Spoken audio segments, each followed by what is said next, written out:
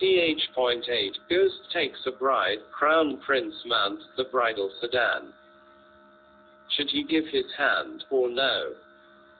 Xie Lian didn't move, he hadn't decided yet. Should he continue to sit tall and still, or pretend to be a bride who was frightened and at a loss, hiding away? The owner of that hand was rather patient and incredibly well-mannered. He didn't move, and so he didn't move either, seeming to be waiting there for his response. A moment later, as if something had taken control of him, Xie Lian reached out. He rose to his feet, ready to push aside the curtain to descend the sedan, but the other had already moved. First lifting the red curtain. The one who had come grasped his hand, but the hold wasn't too firm, as if afraid he'd be hurt. He somehow gave the impression of treating him with the utmost care. Xie Lian had his head bowed, letting the man guide him slowly out of the sedan. Below the veil, Xie Lian could see the dead body of a wolf the silk-band Ruoye had strangled to death by his feet. An idea came to him, and Xie Lian lightly tripped, falling forward with an alarmed gasp. The man immediately reached out and caught him. Xie Lian also twisted his hand and caught the man's arm, and felt something cold.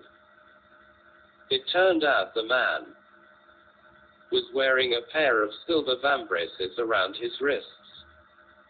The vambrace was exquisite and beautiful, with decorative and primitive patterns. Maple leaves, butterflies, and savage beasts were engraved upon them, quite mysterious and unlike anything from the Midlands, but more so akin to the ancient objects of foreign tribes. With them locked around the man's wrists, they appeared refined and agile. Icy silver and fair hands without a trace of life, but carried a killing and evil aura. Xie Lian's trip and fall earlier was a feint. He had the mind to test this man. The silk-band Ruoye had been circling languidly inside the large and expansive sleeves of his celebratory robe, waiting to strike at a moment's notice. However, the man only took his hand and guided him forward. First, Xie Lian couldn't see the path clearly with the veil on. Second, he had the mind to delay time, thus he purposely walked very slowly. Yet the other matched his pace and walked slowly with him, the other arm coming around to support him every now and then, as if afraid Xie Lian would trip again. No matter how high on guard Xie Lian was to be treated this way, he couldn't help but think, if he was a real groom, then he'd genuinely be a most gentle and considerate one. Just then, he suddenly heard an exceedingly soft tinkling sound. With every step the two took, that sound would ring crisply. Just as he was mulling over what that sound could be, there was suddenly the low, suppressed growls of wild beasts from all around. Feral wolves. Xie Lian's form jerked slightly, and the silk-band Ruoye suddenly snapped tight on his wrist. Yet who knew, before he could do anything, the man who was holding his hand softly tapped the back of his hand like he was comforting him, telling him not to worry. These two taps were so soft, so gentle. Xie Lian was slightly taken aback, but that low growling was already suppressed. When Xie Lian listened closely, he suddenly realized that these feral wolves weren't growling, but whimpering. That was clearly the whimpering of beasts that had reached the peak of fear, and could not move while they struggled before death. Now his curiosity for who this man was even stronger. He wanted to lift the veil to take a look first. But he knew that wasn't the best course of action, so he could only peek through the crack underneath the red covering, his view limited and missing the big picture. The only thing he saw was the lower hem of a vividly red robe, and below the red robe were a pair of black leather boots walking languidly. Those black leather boots were wrapped tight, and going upwards there were a pair of long and slender legs, looking extremely beautiful as they walked. On the sides of the black boots there dangled two thin, broken silver chains. With every step the silver chains would sway, clinking and crinkling, sounding extremely nice. The steps were unhurried and languid but light, much like a young man's. However, his every step was confident, like there was nothing that could stand in his way. If anyone dared to block him, then he'd rip them to pieces. Thus, now Xie Lian couldn't say just who exactly this character was. Just as he was deep in thought, suddenly, something hauntingly white on the ground intruded on his vision. It was a skull. Xie Lian's step faltered for a moment. He could tell with one look that the way the skull was placed was amiss. This was clearly a point in some array. If moved, the entire enchanted array would probably attack this point in the blink of a second. But, judging by the youth's steps, it was as if he didn't notice there was anything there at all. Xie Lian was just thinking on whether he should warn him when he heard the crisp sound of a tragic crack. The youth stepped down and instantly crushed this skull to dust.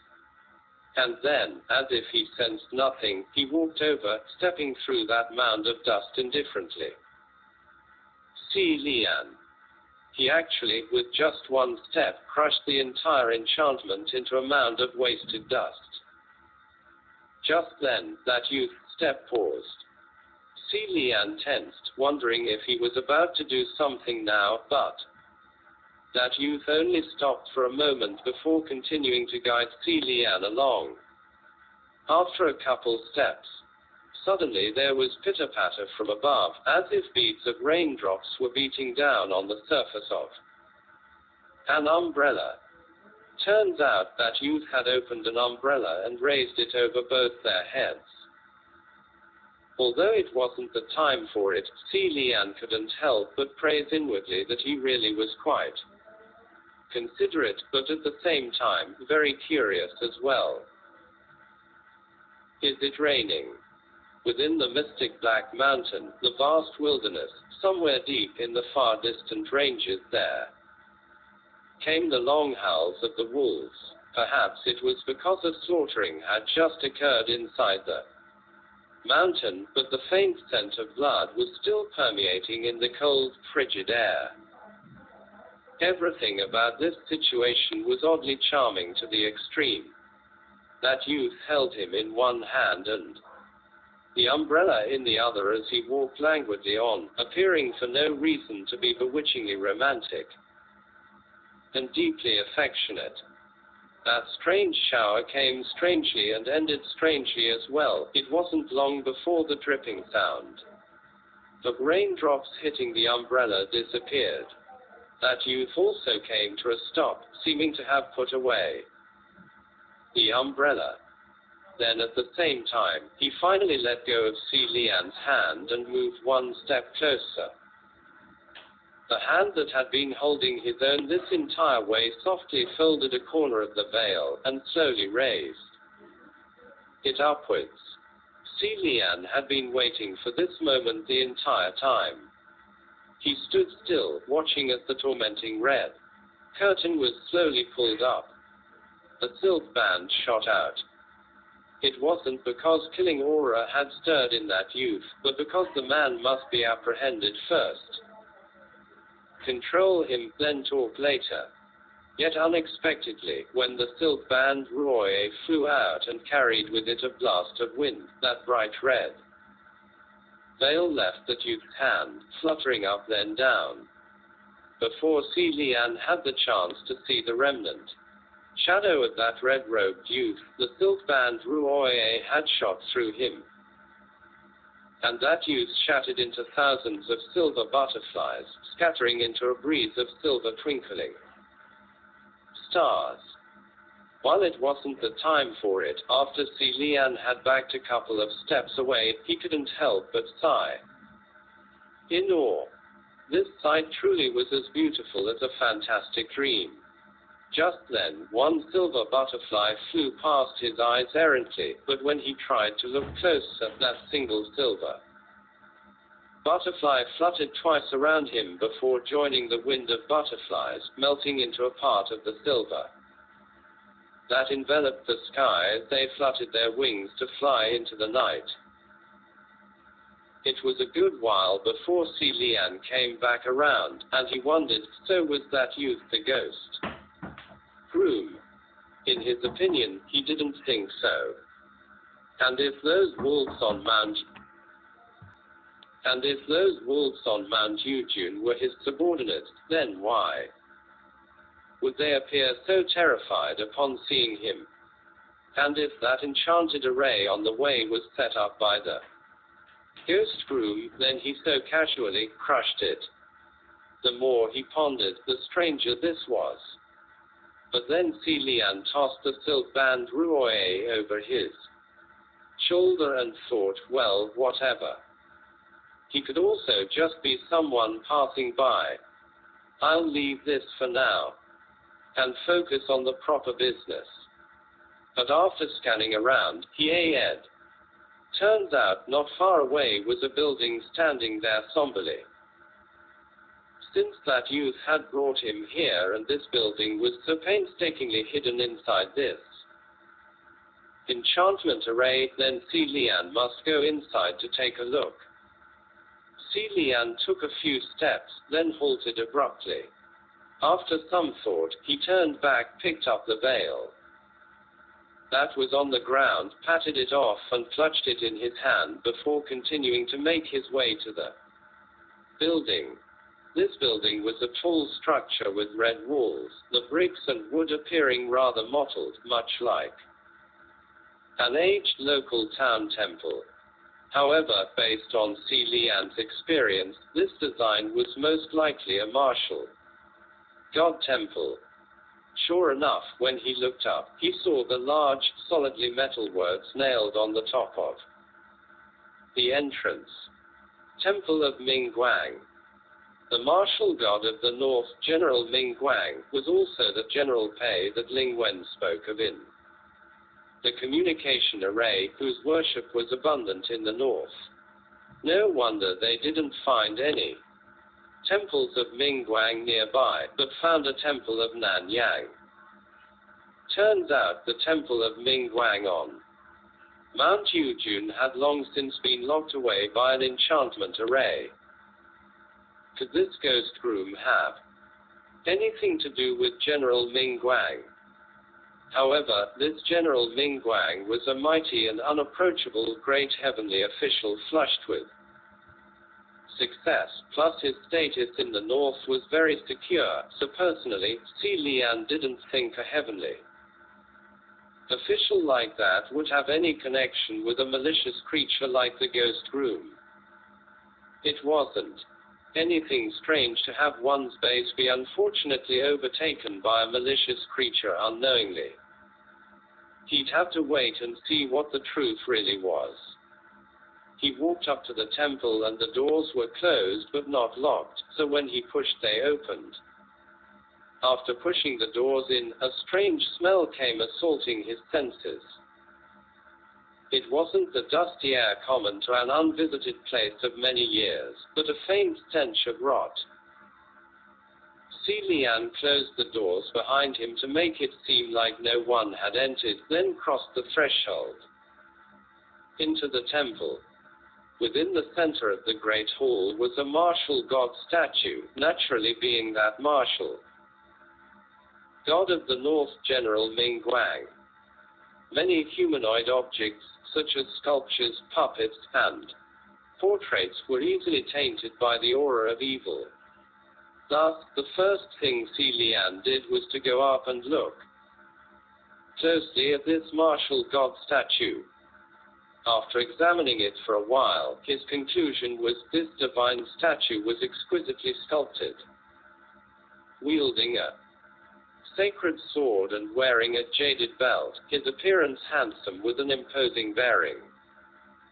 There weren't any issues, and the rotting smell didn't come from this divine statue either. Thus, Xie Lian stopped caring for it and started to make his way to the back of the great hall. After turning around, Xie Lian's entire person froze, and his pupils shrank. A group of women dressed in bright red wedding robes, with their heads covered with veils, stood tall before him.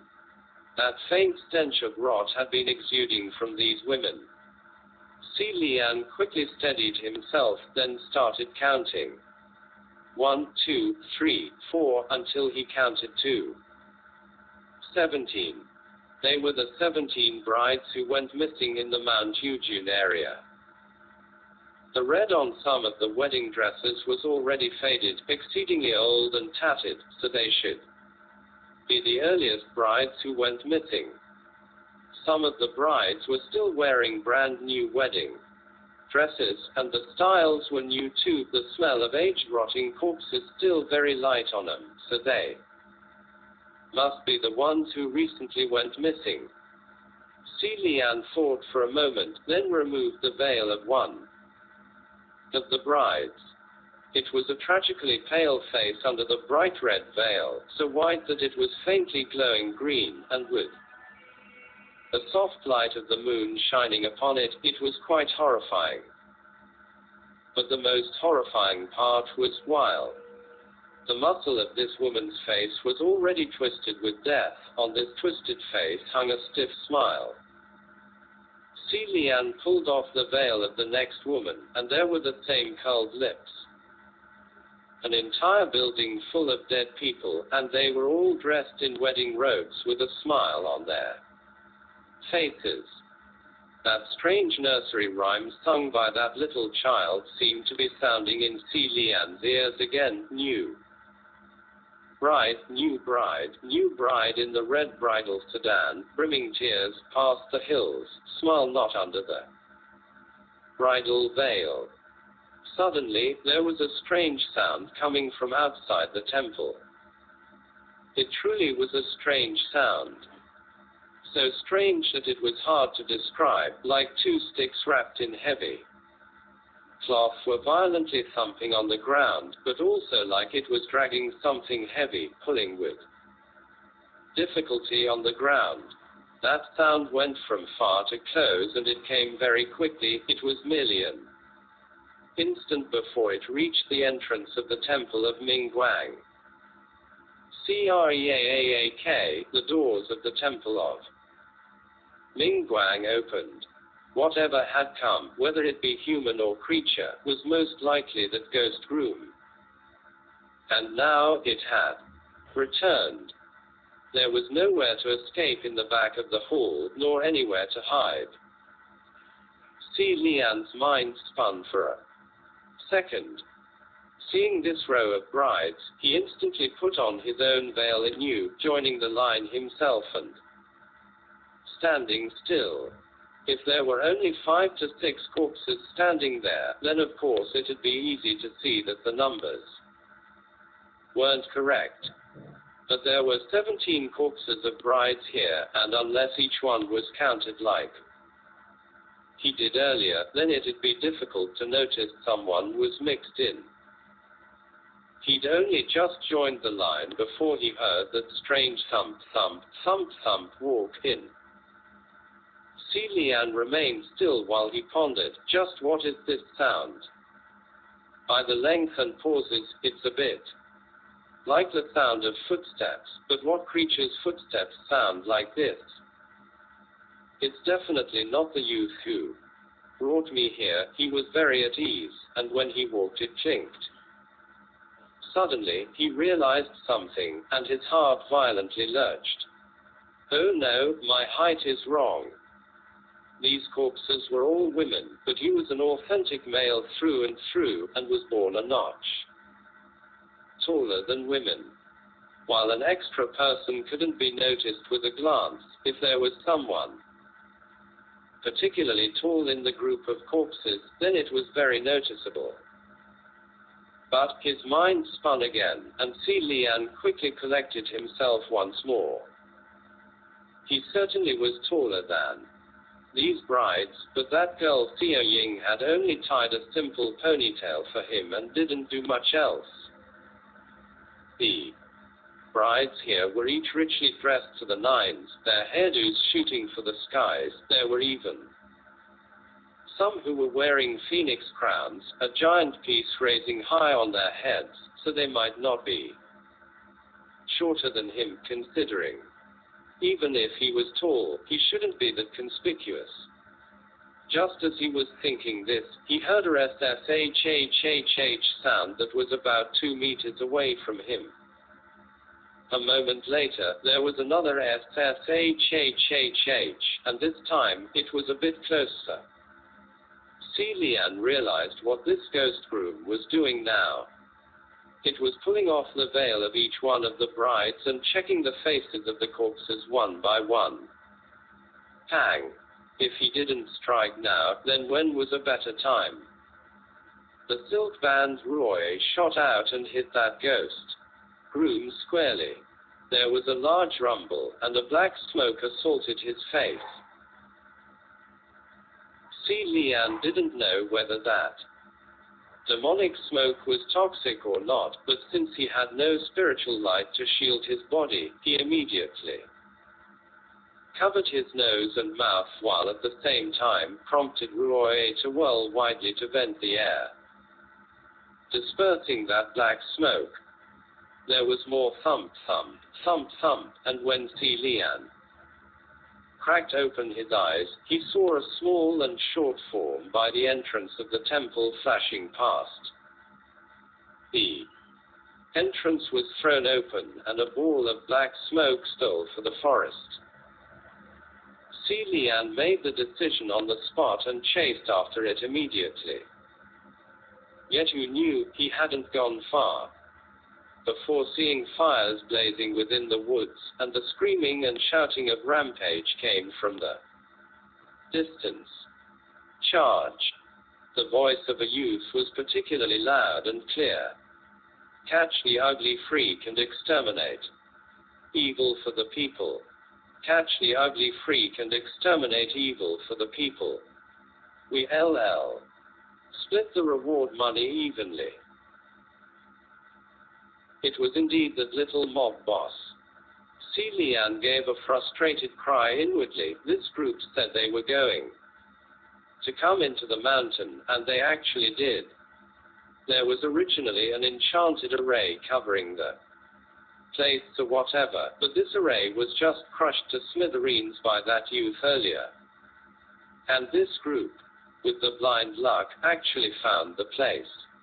Upon a second look, the direction they'd come from just so happened to be the direction where the ghost groom had fled. Xie Lian grabbed the silk band Ruoye and charged out, shouting, "Don't move." The group froze for a moment. He was about to say more when he heard the little mob boss inquire warmly, "My lady, you were kidnapped by the ghost groom, right? What's your name? We're here to rescue you. You can relax now." Xie Lian was taken aback, finding this hilarious before remembering that he was still dressed in women's attire. There were no mirrors inside the temple of Nanyang, so he didn't know how he looked like right now, but based on their reaction, Lady Xiao Ying's hands must be nimble. Whilst in shock, this group actually took him for a real bride, and this little mob boss was probably hoping he would be that 17th bride so he could go collect the reward money.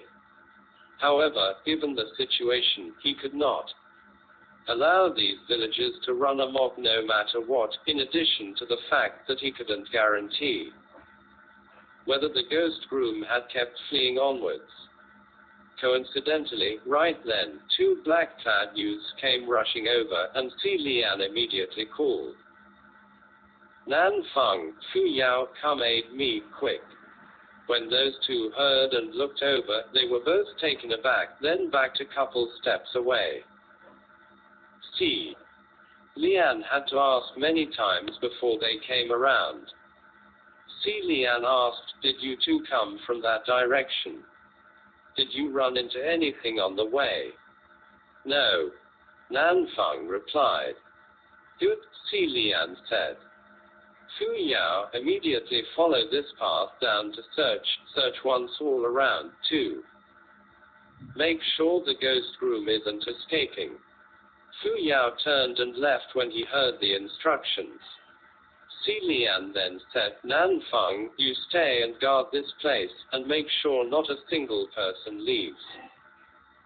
If Fu Yao doesn't find that ghost groom in the mountain, then it must be in that crowd right now." Upon hearing this, the crowd erupted in commotion. The little mob boss had realized he wasn't a woman by now, and he was the first to jump. Not a single one can leave. On what basis? Exclamation mark. Are there no laws in this land? Guys, don't listen to them. He hadn't yet landed from his jump when Nan Feng struck out with his hand, and a large tree the width of one man hugging around snapped and collapsed. The crowd instantly remembered that this young man chopped things whenever there was a disagreement, and if he chopped them like that pillar, then any form of monetary repayment would be useless, so they all shut up. The little mob boss exclaimed, "You said the ghost groom is among us.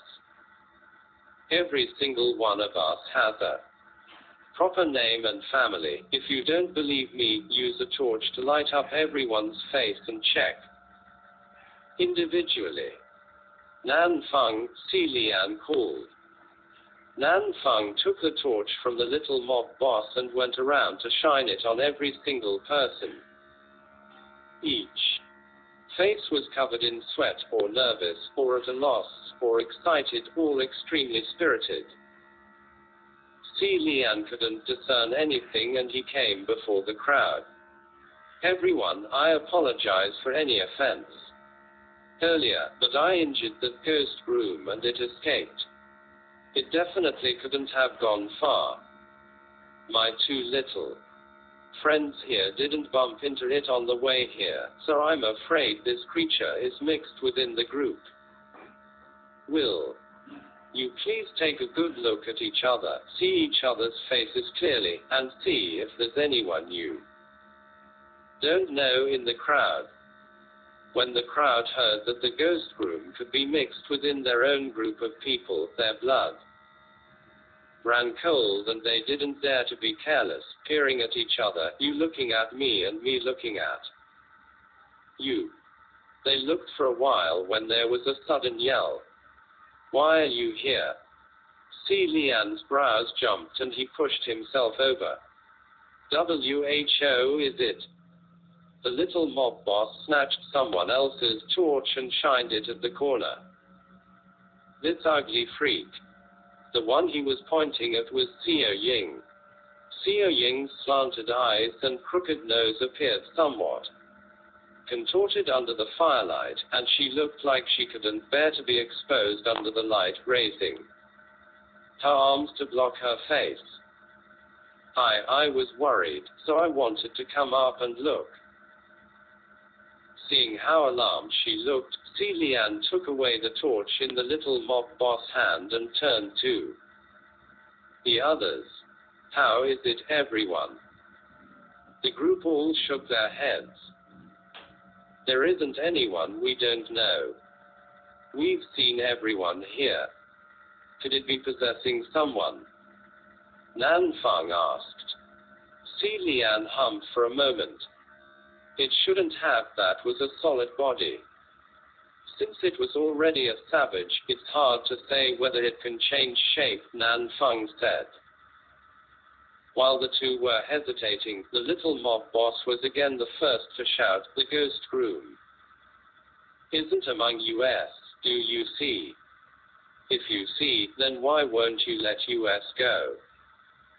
Scattered voices agreed here and there, and Xie Lian gave them a sweeping look. "Will everyone please stay here in front of this temple of Mingguang and not move even half a step away?" The group was about to complain again, but when they saw Nan Feng's cold glare, they didn't dare. Just then, Fu Yao had also returned. He reported, "There's nothing nearby." Gazing at this heavily packed crowd before the temple of Mingguang, Xie Lian slowly said, "Then it must be within this group of people."